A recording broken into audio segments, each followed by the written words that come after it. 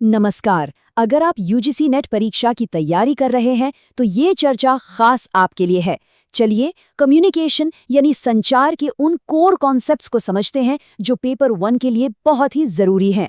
हम हर जरूरी टॉपिक को यहाँ बहुत ही आसान भाषा में समझने की कोशिश करेंगे। इससे पहले कि हम टेक्निकल डिटेल्स में जाएं, चलिए इस बुनियादी सवाल से शुरू करते हैं। आखिर वो क्या चीज़ है जो कम्युनिकेशन को इफेक्टिव बनाती है? और ये सिर्फ बातचीत करने से कहीं ज्यादा क्यों है?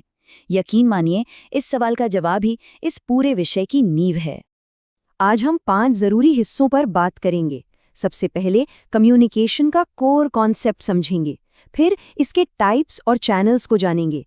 इसके बाद ऑर्गेनाइजेशंस में कम्युनिकेशन का फ्लो कैसे होता है ये देखेंगे। फिर कम्युनिकेशन के 4 लेवल्स पर चर्चा करेंगे और आखिर में एक क्विक रिवीजन करेंगे ताकि परीक्षा के लिए सब कुछ पक्का हो जाए। तो चलिए शुरू करते हैं हमारे पहले भाग से, संचार की मूल अवधारणा। एक मजबूत समझ बनाने के लिए ये जानना बहुत जरूरी है कि कम्युनिकेशन का असल मतलब है क्या। ये जो एकेडमिक डेफिनेशन है, ये बड़ी दिलचस्प है। ये हमें बताती है कि कम्युनिकेशन सिर्फ जानबूझकर भेजे गए मैसेजेस नहीं होते। कभी कभी अनजाने में भी हमारी बॉडी लैंग्वेज, हमारे हाव भाव बहुत कुछ कह जाते हैं। ये सब कम्युनिकेशन का ही हिस्सा है। तो सबसे अहम बात क्या निकल कर आती है? देखिए, कम्युनिकेशन तभी सक्सेसफुल होता है जब मैसेज भेजने वाले और उसे पाने वाले दोनों के लिए मैसेज का मतलब बिल्कुल एक हो।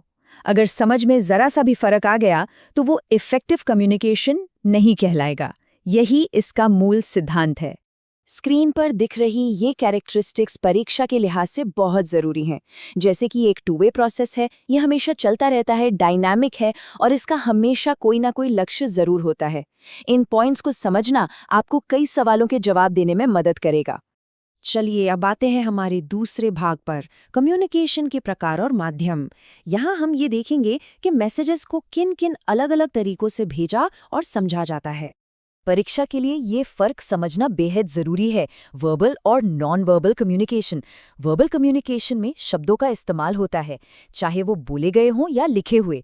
वहीं नॉन वर्बल कम्युनिकेशन में हमारी बॉडी लैंग्वेज और जेस्चर्स आते हैं, जो आप जानते हैं अक्सर शब्दों से ज्यादा सच बोल जाते हैं।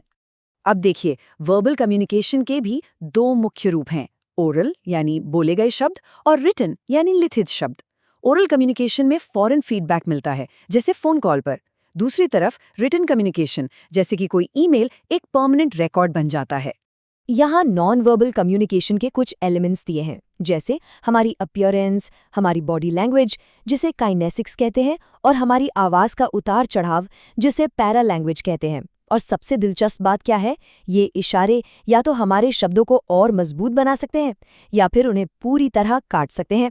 सोचिए, कोई कह रहा है हाँ, लेकिन सिर ना में हिला रहा है, तो असली संदेश क्या हुआ? अच्छा, अब देखते हैं फॉर्मल और इनफॉर्मल कम्युनिकेशन में क्या फर्क है। फॉर्मल कम्युनिकेशन, जैसा कि नाम से ही पता चलता है, नियमों को फॉलो करता है, जैसे कि एक ऑफिशियल मीटिंग या कोई सर्कुलर।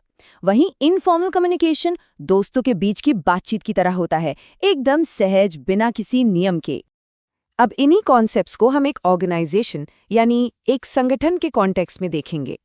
हमारा तीसरा भाग इसी पर है कि ऑर्गेनाइजेशंस में इंफॉर्मेशन का फ्लो कैसे होता है। इसको आप किसी भी ऑर्गेनाइजेशन में इंफॉर्मेशन फ्लो की मेन आर्टरी यानी मुख्य धमनी की तरह समझ सकते हैं। ये ऊपर से नीचे और नीचे से ऊपर की ओर बहता है, मैनेजमेंट और एम्प्लॉयज को आपस में जोड़ते हुए। एक बहुत ही सरल उदाहरण लेते हैं।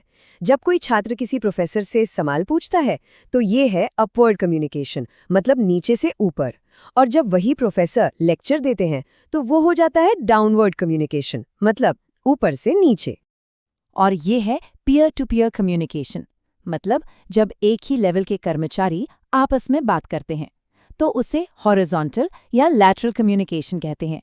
किसी भी टीम वर्क या प्रोजेक्ट को समय पर पूरा करने के लिए ये बहुत बहुत जरूरी है। ये कम्युनिकेशन थोड़ा अलग है। ये डिपार्टमेंट और हायरार्की की दीवारों को तोड़ता है। जैसे जब सेल्स डिपार्टमेंट का कोई मैनेजर सीधे फाइनेंस डिपार्टमेंट के किसी जूनियर एम्प्लॉई से बात करता है तो ये डायगोनल कम्युनिकेशन कहलाता है। इस शब्द पर खास ध्यान दीजिएगा, ग्रेप वाइन। ये क्या है? ये किसी भी ऑर्गेनाइजेशन का इनफॉर्मल अनऑफिशियल कम्युनिकेशन चैनल होता है, जिसे हम आम भाषा में ऑफिस गॉसिप या कानाफूसी कहते हैं ना, बस वही है। और इसकी खास बात यह है कि ये बिजली की तेजी से फैलता है। लेकिन हाँ, अफवाहें भी इसी रास्ते से सबसे तेजी से फैलती हैं।